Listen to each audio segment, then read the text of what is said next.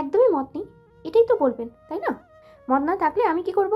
আপনার পরিবার ওই মেয়েটার সাথে আপনার বিয়ে ঠিক করেছে, তাহলে ওই মেয়েটাকেই বিয়ে করুন। কেন আমার মতো থার্ড ক্লাস মেয়ের পিছনে অযথা ভালোবাসার নামে টাইম পাস করছেন? মায়া, এভাবে বলো না প্লিজ। আমি সরি।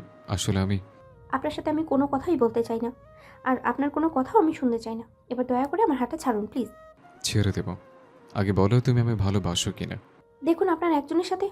এত কিছু শুনতে চাচ্ছি না। হ্যাঁ অথবা না, কোনটা? না, আপনাকে আমি ভালোবাসি না, আর জীবনে বাসবো না। প্লিজ আমার মতো থার্ড ক্লাস মেয়ের পিছনে অযথা টাইম পাস না করে আপনার হবু বউকে টাইম দেন, আর একে অপরকে ভালো করে বোঝার চেষ্টা করুন। ভালো থাকবেন। আল্লাহ হাফিজ। কথাগুলো বলেই মায়া তামিমের থেকে নিজের হাত ছাড়িয়ে নিয়ে গাড়ি থেকে বেরিয়ে বাসার ভেতরে চলে গেল। আমিও দেখব তুমি কিভাবে আমায় ভালো না বেসে থাকো। তোমার সবচেয়ে দুর্বল পয়েন্ট কি সেটা আমার জানা হয়ে গেছে। আমি ভালো না বাসতে এখন থেকে তোমায় অনেক কষ্ট সহ্য করতে হবে। কষ্ট পেতে পেতে যখন তুমি আর থাকতে পারবে না, তখন তুমি নিজেই থেকে আমার কাছে এসে ভালোবাসে কথাটা বলবে। তারপর তামিম মায়াদের বাড়ির দিকে তাকিয়ে একটা ডেভিল হাসি দিয়ে গাড়িটা স্টার্ট দিয়ে তার বাসায় চলে আসলো।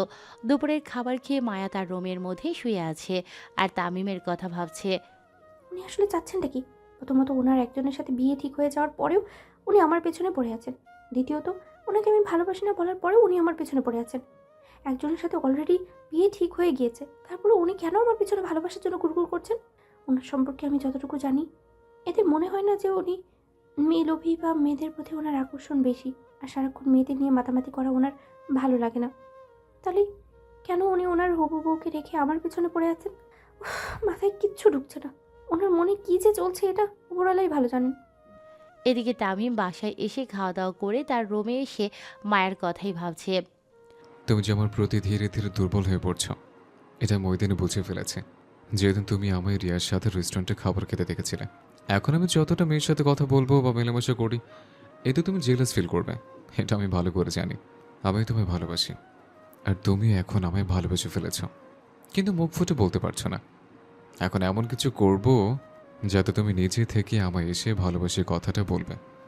দেখতে থাকো জান পাখি, এবার আমি কি কি করি। তারপর তামিম তার পকেট থেকে মোবাইলটা বের করে রিয়ার নাম্বারে কল দিল। দুবার রিং হতেই ওপাশ থেকে রিয়া কল রিসিভ করলো। রেস্টুরেন্টে যাওয়ার দিন রিয়া নিজেই তামিমকে নিজের নাম্বার দেয় আর তামিমও নাম্বার দেয়। বাপ্পা, এতদিন পর হঠাৎ আমার কথা কিভাবে মনে পড়লো আপনার? এতদিন পর কোথায়? দুদিন আগেই তো আমি কল দেওয়ার পর 20 মিনিট কথা বললাম। ওইটা তো আমি নিজ থেকে দিয়েছি, তুমি তো আর দাও নাই। এখন তো দিয়েছি নাকি? হুম, তা কি কারণে হঠাৎ আমায় ফোন দিলেন শুনি? আচ্ছা, ভুল হয়ে গেছে। আর কল দিব না, বাই। এই, একদম কল কাটবা না। এতদিন হলো তোমার সাথে কথা বলছে, কিন্তু তুমি তো কখনো নিজ থেকে আমায় কল দাওনি। তাই বললাম হঠাৎ কি প্রয়োজনে কল দিলে। ও, তা প্রয়োজন ছাড়া কি কল দেওয়া যাবে না? আরে, সে কথা কখন বললাম? তোমার যখন ইচ্ছা কল দিও, প্রয়োজনে অপ্রয়োজনে, যখন মন চায় তখনই কল দিও। আমি কিচ্ছু মনে করব না। মেয়ের ঢং দেখো। আমার তোর খেয়ে দেয়ে কাজ নেই যে কেউ অকারণে কল দিব। কি হলো, চুপ করে আছো কেন? কিছু বলো। কি বলবো? কল দিয়েছো কেন? কথা বলার জন্যই তো নাকি? তাহলে কিছু না বলে চুপ করে আছো কেন? হ্যাঁ, আপনাকে একটা কথা বলার ছিল। কি কথা বলো। আর আমায় আপনি না তুমি করে বলবা। আচ্ছা, তা তুমি কি কল ফ্রি আছো, নাকি তোমার কোনো কাজ আছে? না, আমার আবার কি কাজ থাকবে? আমি তো অল টাইম ফ্রি থাকি। আচ্ছা, তুমি তোমার ভার্সিটি চেনোই, তা কাল একবার 3টার সময় আমার ভার্সিটিতে আসতে পারবে? হুম, পারবো না কেন? অবশ্যই পারবো, কিন্তু ভার্সিটিতে এসে কি করব? তোমায় নিয়ে একটু ঘুরতে যাবো আর কি। কি, সত্যি? হুম, সত্যি। ওকে, কাল তাহলে 3টার সময় আমি তোমাদের ভার্সিটিতে চলে আসবো, কিন্তু তোমাকে পাবো কোথায়? তুমি আগে ভার্সিটিতে আসিও। 3টার সময় আমাদের ভার্সিটির ছুটি হয়, আমি তখন বাইরে দাঁড়িয়ে থাকবো। ওকে, আচ্ছা তাহলে এখন রাখি, আম্মু ডাকছে। ওকে, এইবার শুরু হবে আসল খেলা। বলেই তামিম একটা ডেভিল হাসি দিয়ে কম্বল জড়িয়ে ঘুমিয়ে পড়ল। সন্ধ্যাবেলায় তামিম ঘুম থেকে উঠে ফ্রেশ হয়ে বাসা থেকে বেরিয়ে গেল। একেবারে রাতে খাওয়ার সময় তামিম বাসায় এসে ঢুকলো। বাসায় ঢুকতেই তার আম্মু তাকে বকাঝকা করতে লাগলেন, কিন্তু এসব সে কানে না নিয়ে তার রুমে চলে আসলো। রুমে এসে হাত মুখ ধুয়ে দরজা লাগিয়ে দিয়ে ঘুমিয়ে পড়ল। কিছুক্ষণ পর তার তাম্মু এসে খাওয়ার জন্য ডাকলে সে বলল। বাইরে থেকে খেয়ে এসছে, তাই আর খাবো না। তার আম্মু আর কিছু না বলে চলে গেলেন। এদিকে মায়াও পড়াশোনা শেষ করে রাতের খাবার খেয়ে রুমে এসে কিছুক্ষণ তামিমকে নিয়ে ভাবতে ভাবতে ঘুমিয়ে পড়ল। সকালবেলা ঘুম থেকে উঠে হালকা নাস্তা করে মায়া ভার্সিটিতে চলে আসলো। এসে দেখলো তামিম ভার্সিটির ভেতরে তার লোকেদের সাথে বসে আছে আর কি যেন কথা বলছে। মায়াকে ভার্সিটির ভেতরে ঢুকতে দেখে তামিম দেখেও না দেখার ভান করে তাদের সাথে কথা বলতেই আছে। তামিমের এমন আচরণে মায়া কিছুটা অবাক হয়ে গেল। প্রতিদিনই তো উনি আমাকে দেখলে আমার কাছে চলে আসেন কথা বলার জন্য, তাহলে আজ ওনার কি হলো? আমাকে দেখেও না দেখার ভান করে বসে আছেন কেন? তো এতে আমার কি? উনি আমার সাথে কথা না বললেই নেই, আমিও আমার ক্লাসে যাই। তারপর মায়া ওখান থেকে সোজা ক্লাসে চলে আসলো। ক্লাসে এসে মায়া দেখলো তার বান্ধবীরা একে অপরের সাথে গল্প করছে। মায়া তাদের কাছে গিয়ে বসতেই তারা চুপ হয়ে গেল। কি রে, তোরা চুপ করে গেলি কেন? আমাদের কথা শুনতে তো তোর ভালো লাগে না, তাই চুপ হয়ে গেলাম। আমি কখন বললাম যে তোদের কথা আমার ভালো লাগে না?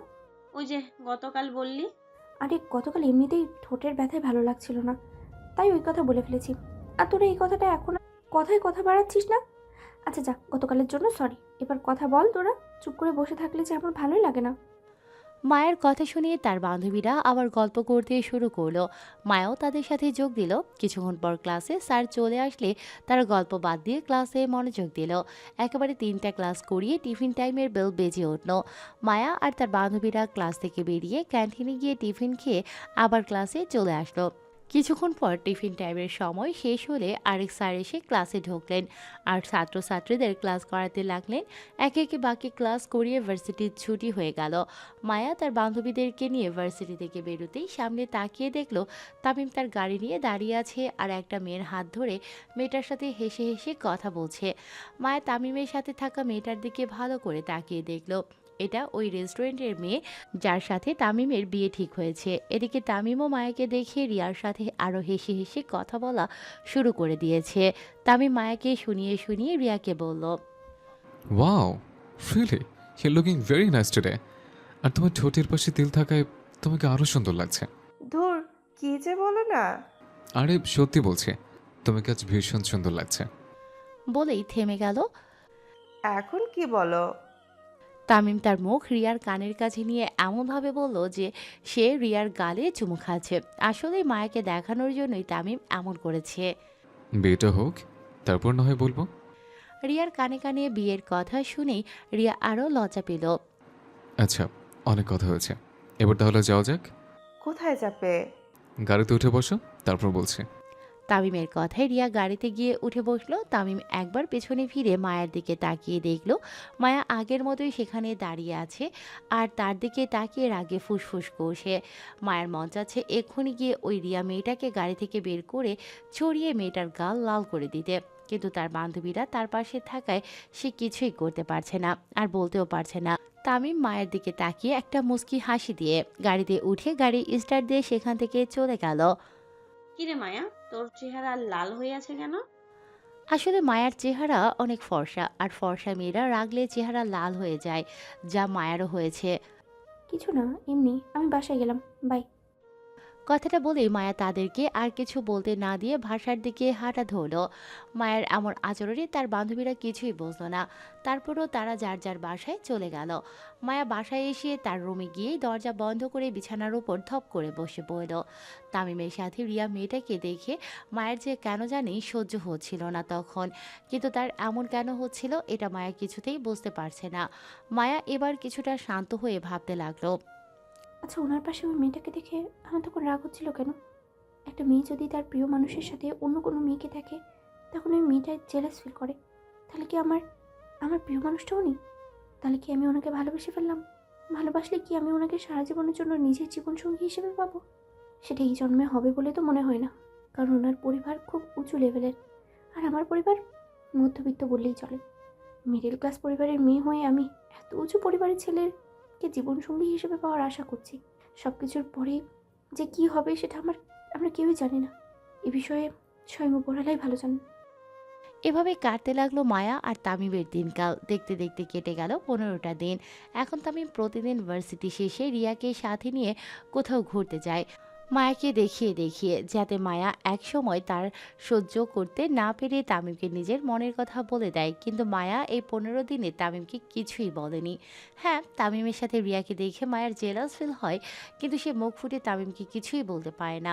মায়ের মনে হয় তার মন তাকে বাধা দিচ্ছে তামিমকে কিছু না বলার জন্য। তো আজ রাতের বেলা তামিম তার মা বাবার সাথে ডাইনিং টেবিলে বসে খাবার খাচ্ছিল। এমন সময় রফিক আহমেদ, তামিমের বাবা, বললেন, আমি চাচ্ছি আগামী শুক্রবার আমাদের বাসায় রিয়ার সাথে তোমার এঙ্গেজমেন্টের কাজটা সেরে ফেলতে। বন্ধুদেরকে দাওয়াত দেওয়া হলে দিয়ে দিতে পারো। তামিম তার বাবার মুখ থেকে এমন কথা শুনে যেন আকাশ থেকে পড়ল। এত তাড়াতাড়ি যে রিয়ার সাথে তার এঙ্গেজমেন্ট হবে এটা সে কল্পনাও করতে পারেনি। আব্বু কি বলছো? এসব তো তাড়াতাড়ি এঙ্গেজমেন্ট করানোর কি আছে? আরও কিছুদিন পর। রিয়ার আব্বু চাচ্ছে যে তোমাদের এঙ্গেজমেন্টের কাজটা সেরে ফেলতে, তারপর একটা ভালো দিন দেখে দুজনের বিয়ের তারিখ ঠিক করতে হবে। তাই বলে আমি আর কোনো কিছু শুনতে চাই না। আগামী শুক্রবার তোমাদের এঙ্গেজমেন্টের কাজ হচ্ছে, ব্যাস এটাই ফাইনাল। আচ্ছা ঠিক আছে। তারপর তামিম আর কোনো কথা না বলে তাড়াতাড়ি করে খাওয়া শেষ করে তার রুমে চলে আসলো। রুমে এসে সে রিয়াকে ফোন দিয়ে এঙ্গেজমেন্টের তারিখটা আরও পরে ফেলতে বললে রিয়া বলল সে তার আব্বুর কথার বিরুদ্ধে যেতে পারবে না। তামিম রাগের মাথায় কল কেটে বিছানার ওপর মোবাইলটা ছুঁড়ে মারল। পরের দিন তামিমের বাবা তার অফিসে সকল স্টাফদের সাথে ছেলের এঙ্গেজমেন্টের আসার জন্য বলে গেলেন। সাথে ওনার আরও কিছু কর্মচারীকেও বললেন যারা তার আন্ডারে কাজ করে। রাতের বেলা খাবার টেবিলে বসে মায়া তার বাবা মার সাথে খাবার খাচ্ছে। এমন সময় মায়ার আব্বু বলল, শোন, আগামী শুক্রবার আমাদের বসের একমাত্র ছেলে এঙ্গেজমেন্ট হবে, তাই উনি সবাইকে ওনার ছেলের এঙ্গেজমেন্টে আসার জন্য বলেছেন। রাতে আমরা ওখানেই খাবো। তোমার বস মানে কার কথা বলছো আব্বু? এই শহরের নামকরা বিজনেসম্যান রফিক আহমেদ তো চেনই। সামনে শুক্রবার ওনার একমাত্র ছেলে এঙ্গেজমেন্ট হবে, তাই আপনাকেও উনি যেতে বলেছেন। কারণ আমার যে কয়টা দোকান আছে সেগুলো সব ওনারই, আমি শুধু এগুলো দেখাশুনো করি আর কি। মায়া তার আব্বুর মুখ থেকে রফিক আহমেদের ছেলের বিয়ের কথা শুনে মায়ের পায়ের তলার মাটি সরে গেল। ওনার তো একটাই ছেলে, আর উনি হলেন আমাদের কলেজে তামিম ভাইয়া। তার মানে সামনে শুক্রবার তামিম ভাইয়ার এঙ্গেজমেন্ট হবে? তামিমের এঙ্গেজমেন্টের কথাটা শুনে মায়া প্লেটের অর্ধেক খাবার খেয়ে বাকি অর্ধেক খাবার রেখে রুমে চলে আসলো। রুমে এসে দরজাটা বন্ধ করে মায়া ধপ করে বিছানার উপর শুয়ে পড়ল। শুয়ে শুয়ে মায়া শুধু তামিমকে নিয়েই ভাবছে। উনি কি তাহলে আমায় ভালোবাসেন না? উনি কি তাহলে অন্য ছেলেদের মতো আমার পেছনে ঘুরঘুর করেছিলেন জাস্ট টাইম পাস করার জন্য? হতেও পারে এই 15 দিনে উনি আমার সাথে কখনো কথাই বলেননি। দেখা হলেই আমাকে না দেখার ভান করে পাশ কাটিয়ে চলে যেতেন। এই 15 দিনের বেশিরভাগ সময় ওনাকে ওই মেয়েটার সাথেই দেখা গেছে। হাঁটতে গেলেই, কথা বলতে গেলেই, আর খেতে গেলেই একদম পাশাপাশি, আর একে অন্যের হাত ধরে থাকতো দুজনেই। তাহলে উনি যেদিন ওনার গাড়ি নিয়ে আমার বাসায় নামিয়ে দিয়ে গেলেন, সেদিন কেন আমায় জিজ্ঞেস করলেন আমায় নাকি ভালোবাসেন কি না? ওনার মনে আসলে চলছিল ওটা কি? আমি নিয়ে ওনার মনে কোনো খারাপ চিন্তাভাবনা ছিল না তো? না না, উনি তো এমন ছিল না। ওনার বাবা এই শহরের নাম করা একজন বিজনেসম্যান হলেও ওনার মতো অহংকারের কোনো ছিটেফোঁটাও নেই। আমি যতদূর জানি উনি একদম ভালো মনের মানুষ। ওনার মনে যদি মেয়েদের নিয়ে খারাপ চিন্তাভাবনা থাকতো তাহলে ভার্সিটির সব মেয়েদের সাথেই উনি কথাবার্তা বলে তাদের নিজের বশে করে নিতেন। কিন্তু উনি তো এসবের কিছুই করেন না, বরং মেয়েদের থেকে যথেষ্ট দূরত্ব বজায় রেখেই চলাফেরা করেন, আর মেয়েদেরকে অনেক সম্মানও করেন। তাহলে উনি আমার পেছনে ভালোবাসার জন্য ঘুরঘুর করে কেন এখন অন্য কাউকে, অন্য কোনো একটা মেয়েকে নিজের জীবনসঙ্গী বানাতে চাইছেন? উনি আমার সাথে ভালোবাসার নামে নাটক করলেও আমি ওনাকে এখন সত্যি সত্যিই ভালোবেসে ফেলেছি। ওনাকে যে আমি নিজের মনে জায়গা দিয়ে ফেলেছি, ওনাকে ছাড়া যে আমি অন্য কাউকে নিজের মনে জায়গা দিতেই পারবো না। কি হচ্ছে আমার সাথে এসব? নিজের ভালোবাসার মানুষটাকে কি এই জীবনে আর নিজের করে পাবো না? শেষ পর্যন্ত যে কী হবে সেটা একমাত্র উপরওয়ালাই ভালো জানে। কথাগুলো ভাবতে ভাবতে মায়া একসময় ঘুমের রাজ্যে হারিয়ে যায়। এদিকে তামিমও রাতের খাবার খেয়ে রুমে এসে ভাবতে লাগলো, এখন কি করা যায়? আমি তো রিয়াকে বিয়ে করতে পারবো না, কারণ আমি মায়াকে ভালোবাসি। এতদিন রিয়ার সাথে এত ক্লোজ হয়ে চলাফেরা করছে শুধু মায়ের জন্য, যাতে সে আমাদের একসাথে দেখে সহ্য করতে না পেরে আমায় এসে ভালোবেসে কথাটা বলে দেয়। মায়া যদি একবার আমায় এসে ভালোবেসে কথাটা বলে দিত তাহলে আমাদের মধ্যে আর কোনো বাধা থাকতো না, কারণ মায়া আমাকে ভালোবাসলে আব্বুকে আমি রিকোয়েস্ট করে বিয়েটা ক্যান্সেল করতে পারতাম। কিন্তু মায়া তো একবার আমাকে রিয়ার সাথে দেখে কিছু বলে নাই, দূর থেকে সে আমাদের দেখে শুধু জেলাস ফিল করতো, বাট কখনো ভালোবাসি কথাটা বলেনি। তাহলে কি মায়া আমাকে সত্যিই ভালোবাসে না?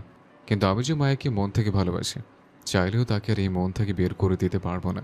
এখন আমি কি করব? যে করেই হোক আমায় এই এঙ্গেজমেন্ট আটকাতেই হবে।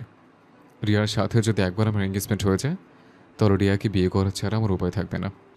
এসব বিষয় নিয়ে ভাবতে ভাবতে তামিমও একসময় ঘুমিয়ে পড়ে। দেখতে দেখতে শুক্রবার চলে আসলো। মায়া এ কদিনে আর ভার্সিটিতেও যায়নি, গিয়ে কি করবে? তামিমকে রিয়ার সাথে দেখলে যে মায়ের আরও কষ্ট হবে, তাই মায়া ভার্সিটিতে না গিয়ে সারাক্ষণ রুমের মধ্যে থেকে তামিমকে নিয়ে ভাবনায় থাকতো। অপরদিকে তামিমও এ কদিন ভার্সিটিতে যায়নি। তার আব্বুর কথায় এঙ্গেজমেন্ট না হওয়া পর্যন্ত তামিম যেন ভার্সিটিতে না যায়, এটা তার বাবার কড়া নির্দেশ। আসলে তামিম তার বাবাকে তেমন ভয় পায় না, সে তার বাবাকে যথেষ্ট সম্মান করে, বিধায় সে তার বাবার সব কথা মেনে চলে। ভার্সিটিতে যেতে না পেরে মায়ার মতো তামিমেরও একই অবস্থা। মায়া হয়তো ভার্সিটিতে গিয়ে তামিমকে কোথাও দেখতে না পেয়ে সব জায়গায় খুঁজে বেড়াবে, কিন্তু তামিমকে সে পাবে না। হয়তো কারো মুখে তামিমের এঙ্গেজমেন্টের কথা শুনে মায়া একটা বড়সড় ধাক্কা খাবে। এরকম নানান চিন্তা তামিমের মাথায় ঘুরপাক খাচ্ছে মায়াকে নিয়ে। সন্ধ্যাবেলায় মায়ার পরিবারের সবাই রফিক আহমেদের বাড়িতে চলে আসে। তামিমের এঙ্গেজমেন্টে মায়া প্রথমে আসতে চেয়েছিল না, কিন্তু তার বাবার জোরাজুরিতে আসতে হয়েছে। ছেলের এঙ্গেজমেন্ট উপলক্ষে রফিক আহমেদ বাড়িতে আজ বিশাল আয়োজন করেছেন। সারা বাড়ি অনেক সুন্দর করে সাজানো হয়েছে।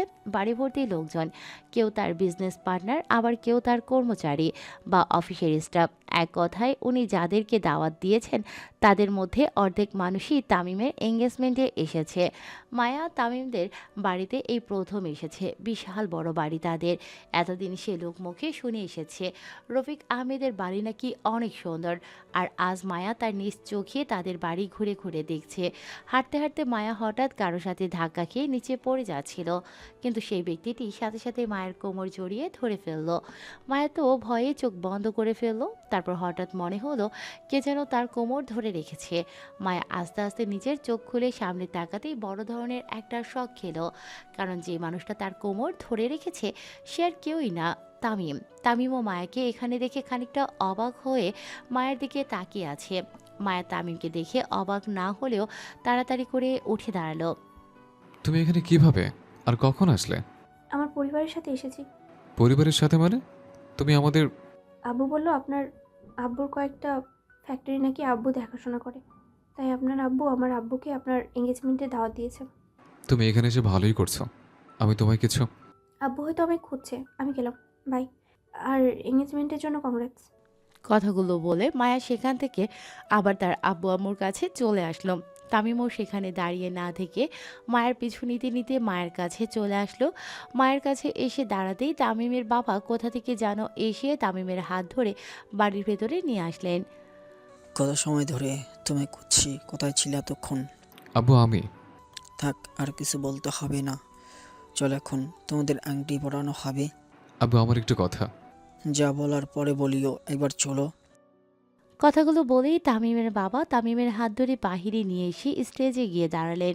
আর ওই সময় রিয়ার আব্বু রিয়াকে নিয়ে স্টেজে এসে দাঁড়ালেন। এরপর তামিমের বাবা মাইক হাতে নিয়ে সবাইকে অ্যানাউন্স করে জানিয়ে দিলেন যে এক্ষুনি তার ছেলের এঙ্গেজমেন্ট হবে। তামিমের বাবার অ্যানাউন্স শুনে পার্টিতে থাকা সব লোকজন স্টেজের সামনে এসে দাঁড়ালো। মায়াও এসেছে, কিন্তু একদম পিছনে। সে কোনো রকম তামিমকে দেখতে পাচ্ছে। তামিম আজ একটা ব্ল্যাক কালারের পাঞ্জাবি পরেছে, সাথে সাদা কালারের পাজামা, যা ছেলেরা পাঞ্জাবির সাথে পরে। মায়ের কাছে তামিমকে আজ অনেক সুন্দর লাগছে, কিন্তু কিছুক্ষণ পরেই তার ভালোবাসার মানুষটা অন্য কারো হয়ে যাবে, এটা ভাবতেই মায়ের মন কেঁদে উঠল। এদিকে রিয়ার বাবা রিয়ার হাতে একটা আংটি দিয়ে বললেন তামিমের হাতে পরিয়ে দিতে। রিয়াও খুশি মনে আংটিটা তামিমকে পরিয়ে দিল। এবার তামিমের পালা। তামিমকেও তার আব্বু একটা আংটি দিয়ে বললেন রিয়ার হাতে পরিয়ে দিতে। তামিম আংটিটা নিয়ে চারপাশে তাকিয়ে মায়াকে খুঁজতে লাগলো, কিন্তু মায়া অনেক পেছনে থাকায় তামিম তাকে দেখতে পাচ্ছে না। এবার তামিমের বাবা একটু ধমকে সুরে বললেন, আংটি না পরিয়ে চারপাশে তাকিয়ে কি দেখছো? তামিম তার বাবার ধমক শুনে রিয়ার হাতে আংটি পরাতে যাবে, তখনই হঠাৎ পেছন দিক থেকে কে যেন চিৎকার করে বলল, এই এঙ্গেজমেন্ট হবে না, তামিম শুধু আমার, ওনাকে না পেলে আমি মরে যাব। কথাটা শুনেই তামিমের বাবা আর উপস্থিত সবাই পেছনে তাকালো। তামিম দেখলো মায়ের চোখ দিয়ে অঝরে পানি পড়ছে। তখনই টেবিলের পাশে থাকা একটা ছুরি নিয়ে মায়া নিজের হাতের কবজিতে জোরে এক টান মারল। সাথে সাথে মায়ের হাত দিয়ে ছিনকিনি দিয়ে রক্ত বের হতে শুরু করলো। তামিম মায়ের এই অবস্থা দেখে মায়া বলে জোরে এক চিৎকার করে স্টেজ থেকে নেমে লোকদের সারিতে দৌড়ে মায়ের কাছে এসে মায়াকে নিজের বুকের মধ্যে নিয়ে নিল। মায়া, তুমি এটা কি করলে? কেন করলে এমনটা? খুব ভালোবাসি আপনাকে। আপনাকে কিভাবে নিজের চোখের সামনে অন্য কারোর হতে দেখি বলেন? ভালোবাসি, অনেক ভালোবাসি। I love you so much. Love you too. আমি তোমায় ভালোবাসি। মায়াকে নিজের বুকের সাথে শক্ত করে চেপে ধরে কিন্তু আমার চার বেশি সময় নেই, হয়তো কিছুক্ষণের মধ্যে আমি এই পৃথিবী ছেড়ে। কথাগুলো শেষ হওয়ার আগেই মায়া জ্ঞান হারিয়ে ফেলে। তখন তামিম তার বডিগার্ড বলল, না, আমি তোমায় কিছু হতে দেব না। রকি, গাড়ি বের কর। কথাগুলো বলেই তামিম মায়াকে কোলে তুলে নিল আর বাড়ির বাইরে এসে গাড়িতে উঠিয়ে রকিকে হসপিটালে নিয়ে যেতে বলল। রকিও তামিমের কথা মতো তাদের পাশের একটা হসপিটালে নিয়ে এসে গাড়ি থামালো। তামিম গাড়ি থেকে নেমে মায়াকে কোলে করে নিয়ে হাসপাতালে ঢুকে জোরে জোরে ডক্টর ডাকতে লাগলো। চিৎকার শুনে একজন নার্স দৌড়ে তামিমের সামনে এসে দাঁড়ালো। ও মাই গড, ওনার হাত কাটলো কি করে? ডাক্তার কোথায়? ডাক্তারকে ডাকুন। যে করেই হোক আমার মায়েকে আমি সুস্থ দেখতে চাই। আমার মায়ের কিছু হলে। প্লিজ আপনি শান্ত হন, আমি এক্ষুনি ডাক্তারবাবুকে নিয়ে আসছি। বলেই নার্সরা কোথায় যেন চলে গেল। কিছুক্ষণ পর নার্সরা একজন ডক্টরকে নিয়ে আসলো, সাথে আরও কয়েকজন নার্স একটা খাট নিয়ে আসলেন, যেটাই করে পেশেন্টকে অপারেশন থিয়েটারে আনা হয়। পেশেন্টকে এই খাটের মধ্যে রাখেন আর তোমরা তাড়াতাড়ি ওনাকে নিয়ে আসো ভিতরে। ডক্টরের কথায় তামিম মায়াকে ওই খাটে রাখলো আর নার্সরা মায়াকে নিয়ে অপারেশন থিয়েটার রুমে চলে আসলো। তামিমও ভেতরে যেতে চাচ্ছিল, কিন্তু একটা নার্স তাকে ভেতরে আসতে নিষেধ করে ভেতর থেকে দরজা লাগিয়ে দেয়। তামিম ওইখানে মাটির মধ্যে ধপ করে বসে পড়ে। মায়ের এমন অবস্থার জন্য তামিম নিজেই দায়ী। তার আব্বুকে সে মায়ের বিষয়ে বলতে পারত, কিন্তু তার আব্বু যদি ওই দিনের মতো মায়ের মতামত জানতে চান আর মায়া তো না করে দেয় যে সে তামিমকে ভালোবাসে না, তাহলে তো তামিমের রিয়াকে বিয়ে করা ছাড়া আর কোনো রাস্তাই থাকবে না। তারপরও তামিম সব কিছুর জন্য নিজেকে দোষারোপ করছে আর অঝরে কেঁদে যাচ্ছে। কিছুক্ষণ পর অপারেশন থিয়েটার থেকে এক নার্স বের হয়ে এসে তামিমকে বলল, পেশেন্টের শরীর থেকে অনেক রক্ত বেরিয়েছে, দ্রুত এই পজিটিভ গ্রুপের এক ব্যাগ রক্তের ব্যবস্থা করুন, না হলে পেশেন্টকে বাঁচানো যাবে না। আমার রক্তের গ্রুপ এ পজিটিভ। যত রক্ত লাগবে আমার থেকে নেন, তারপর আমার মায়েকে বাঁচান প্লিজ। ওকে, আপনি আমার সাথে আসুন। বলেই তামিমকে একটা রুমে নিয়ে গিয়ে ওকে একটা বেডে শুইয়ে ওর শরীর থেকে এক ব্যাগ রক্ত নিয়ে তামিমকে বেডে শুয়ে থাকতে বলে নার্সরা রক্ত নিয়ে চলে গেল। অপরদিকে তামিমের বাড়িতে উপস্থিত সব লোকজন প্লাস তামিম মায়ের পরিবারের মানুষেরা এখনও কিছুই বুঝে উঠতে পারছে না যে কি থেকে কি হয়ে গেল একটু আগে। বাড়িতে উপস্থিত লোকজন একে অন্যের সাথে কানাকানি করতে লাগলো। তামিমের বাবার সাথে সাথে রকির ফোনে কল দিয়ে জিজ্ঞেস করলেন তামিম এখন কোথায় আছে। রকিও বলল তাদের পাশের হসপিটালে। তারপর তামিমের বাবা তাদের গাড়ি নিয়ে পাশের হসপিটালে চলে আসলেন, সাথে মায়ার মা বাবাও এসেছেন। হসপিটালে ঢুকে মায়ার মা বাবা তামিমকে দেখে দৌড়ে ওর কাছে গিয়ে জিজ্ঞেস করলেন তাদের মেয়ে কোথায়। তামিম কিছু না বলে ইশারায় দেখিয়ে দিল ভেতরে চিকিৎসা চলছে, কারো মুখে কোনো কথা নেই। মায়ের মা বাবা মেয়ের শোকে নীরবে কেঁদে যাচ্ছেন, সাথে তামিমও নীরবে নিজের চোখের জল ফেলছে। এভাবেই কেটে গেল 30 মিনিট। হঠাৎ ভেতর থেকে একজন ডক্টর বের হয়ে এসে তাদের সামনে দাঁড়ালেন। ডক্টরকে দেখে তামিম নিচ থেকে উঠে দাঁড়ালেন। পেশেন্ট আপনার কি হয়? তখন মায়ের বাবা বললেন, জি, ও আমাদের মেয়ে। আমরা ওর বাবা মা। ডাক্তার সাহেব, আমাদের মেয়ে এখন কেমন আছে? আল্লাহর রহমতে আপনাদের মেয়ে এখনো ভালো আছে, তবে আরও দেরি করে হসপিটালে আসলে পেশেন্টকে হয়তো বাঁচানো যেত না। আমরা কি এখন ওর কাছে যেতে পারবো? এখন না, 30 মিনিট পরে যান। আর পেশেন্টের সাথে এখন বেশি কথা বলবেন না, তাহলে পেশেন্টের সমস্যা হবে।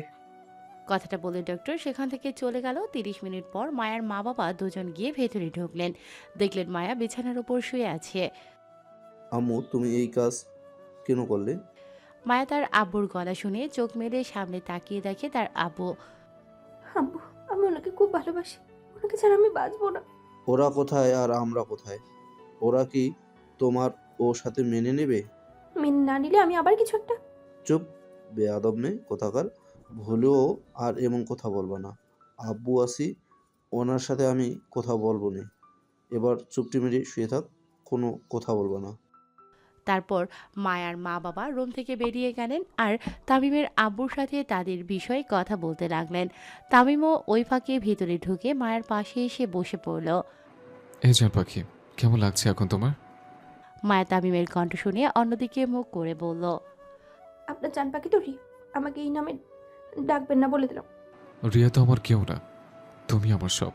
সো তোমাকে জান পাখি বলে রাখবো। আপনি তো আমাকে ভালোবাসেন, তাহলে ওই মেয়েকে আংটি পরাতে যাচ্ছিলেন কেন?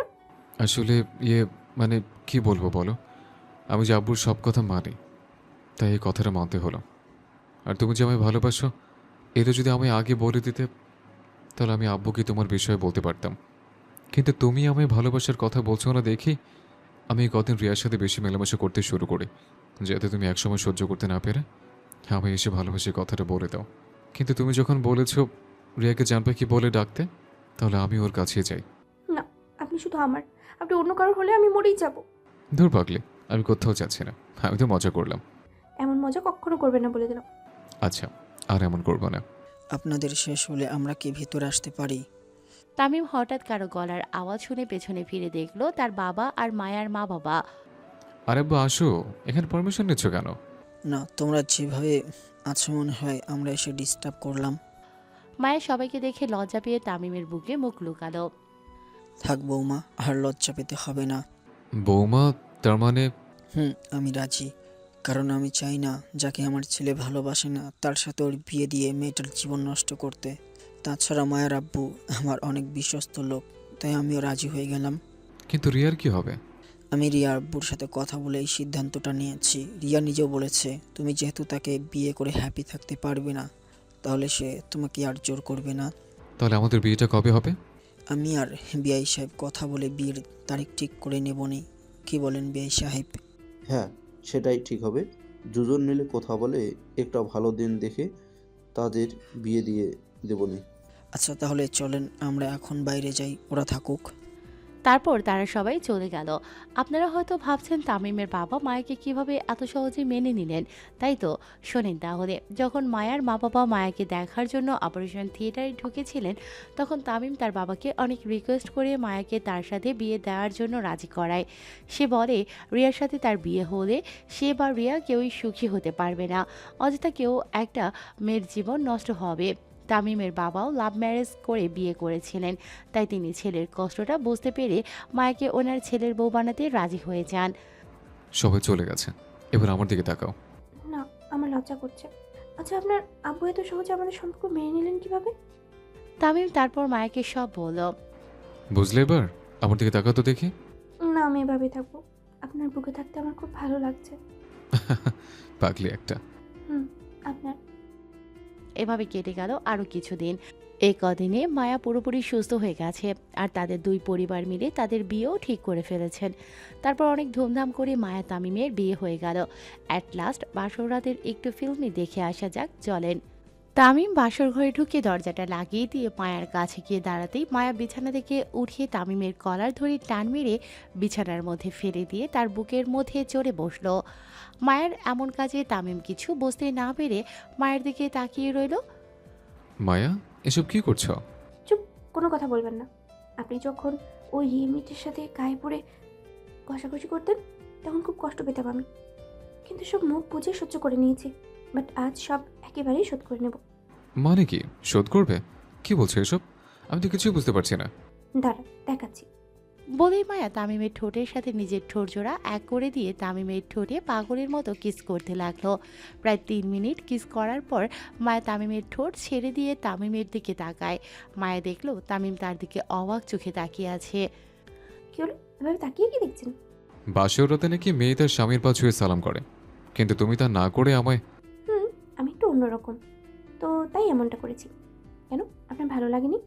নিজের বউয়ের কিস খেতে কার না ভালো লাগে? মায়াকে তাঁত মেরে তার বুকের মধ্যে নিয়ে এসে।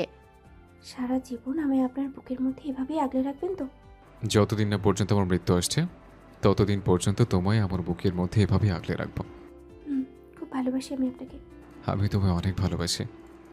বলে মায়ের কপালে একটা ভালোবাসার পরশ এঁকে দিল। এভাবে বেঁচে থাকুক পৃথিবীর সব পবিত্র হার না মানা ভালোবাসাগুলো।